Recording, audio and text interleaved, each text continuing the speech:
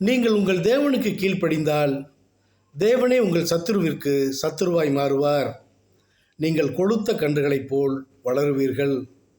நான் உண்டு பண்ணின எல்லா கிரியைகளை பார்க்கிலும் உன்னை கீர்த்தியிலும் புகழ்ச்சியிலும் மகிமையிலும் சிறந்திருக்கும்படி செய்வேன். உன்னை படைத்தவரிடம் உன் தேவையை சொல். அவரால் படைக்கப்பட்டவரிடம் எதுவும் சொல்லாதே.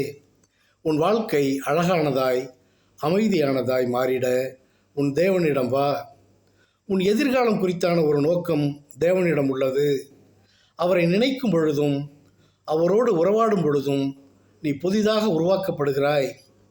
தீமை செய்து பாடு அனுபவியாதே, நன்மை செய்து பாடு அனுபவி.